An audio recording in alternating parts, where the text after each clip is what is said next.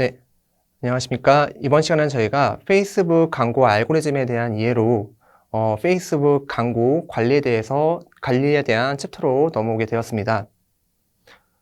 저희가 이번 챕터를 진행하기 이전에 했었던 챕터에 대해서 조금 더 부가적으로 설명을 드리자면요.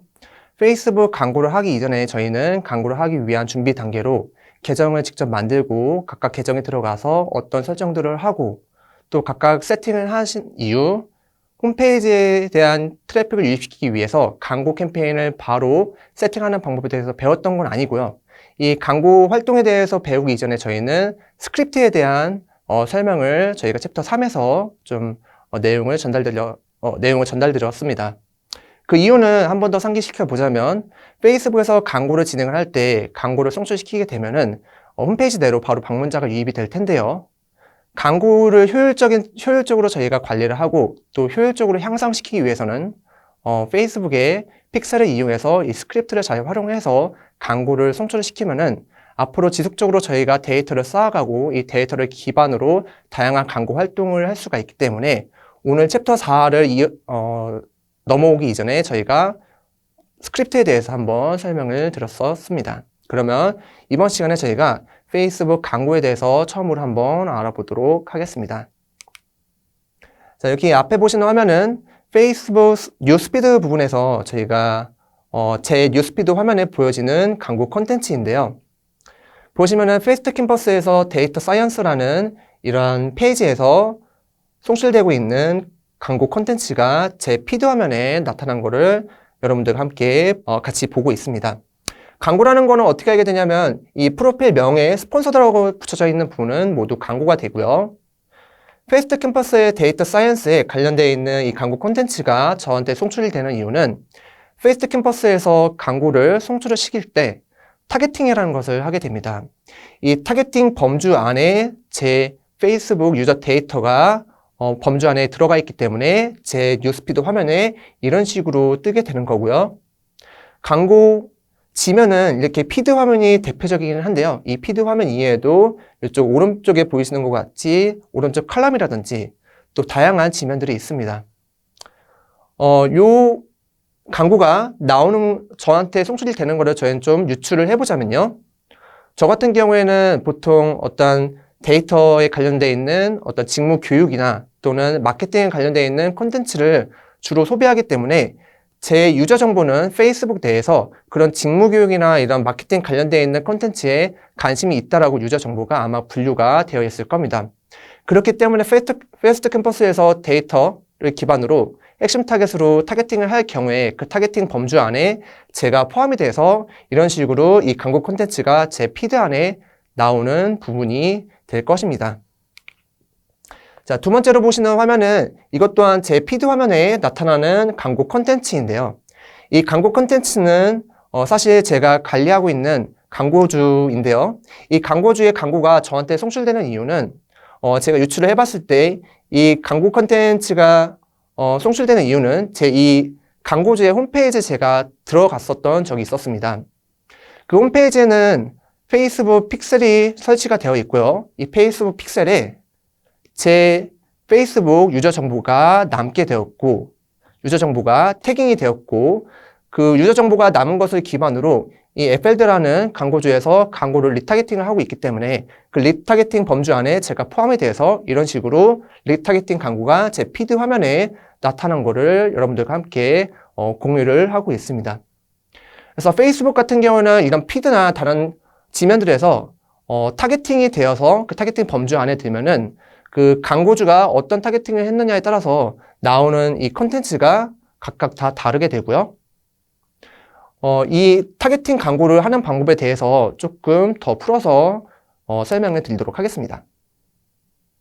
여기 보시면요. 오른쪽에 보시면은 마케팅 교육에 관련되어 있는 광고를 저희가 송출을 시키고 싶다라고 한번 가정을 해보겠습니다.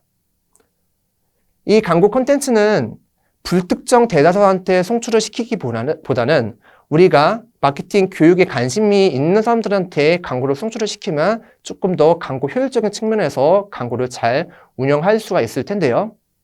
페이스북에서는 이러한 다양한 사용자들의 정보들이 페이스북 DMP 솔루션에 다 남아져 있습니다. 예를 들어 이쪽에 있는 유저는 스포츠에 관심이 있고 또 식품에 관련되어 있는 구매 행동을 많이 한다라고 페이스북에서 유저 정보가 분류가 될 수가 있고요.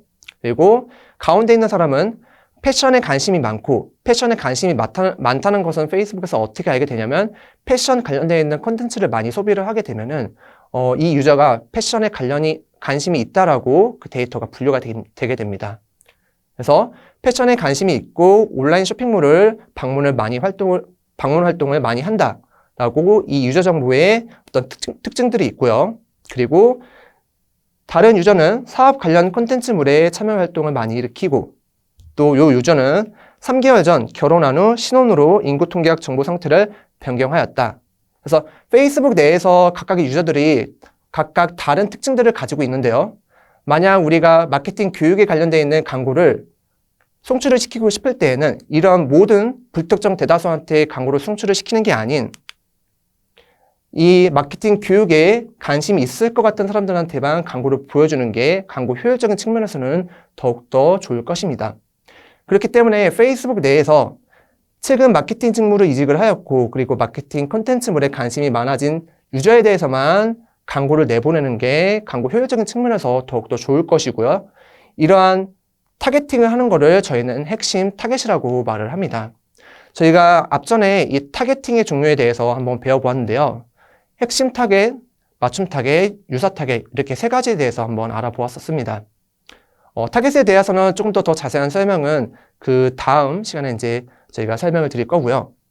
지금 설명드리는 부분은 페이스북 내에서 이런 모든 불특정 대다수한테 보내는 거 아닌 특정 소수 또는 특정 다수 이 관련 콘텐츠에 관심이 있을 것 같은 사람들한테만 광고를 내보내주는 게 페이스북 광고의 핵심 중 하나입니다.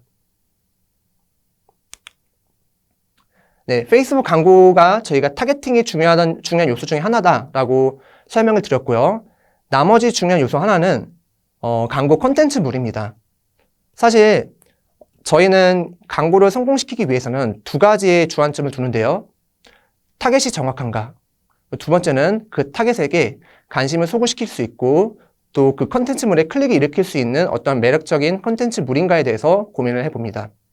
그래서 타겟팅도 중요하지만 여러분들이 광고를 송출을 시킬 때 그 타겟에게 보여지는 콘텐츠도 중요를 한데요. 오른쪽에 보이시는 화면은 저희가 광고를 설정할 때 이 광고 소재를 어떤 이미지를 집어넣고 또 어떤 문구를 집어넣는지에 대한 세팅 화면이 되겠습니다. 그래서 여러분들이 광고를 설정할 때 타겟팅에 대한 부분도 고려를 하셔야 되고 어떤 식으로 사람들의 관심을 일으키고 클릭을 일으키고 무의식적으로 구매를 일으킬 것인지에 대한 이런 광고 콘텐츠에 대해서도 여러분들이 꼭 고민을 해주셔야 될 것 같습니다. 네, 그래서 정리를 해보자면요. 페이스북 광고에서 과제는 누구한테 내 광고를 보여줄 것인가에 대한 타겟팅에 대한 개념과 이거 어떻게 내 광고를 보여줄 것인가에 대한 콘텐츠물에 대한 개념이 두 가지의 개념이 있습니다.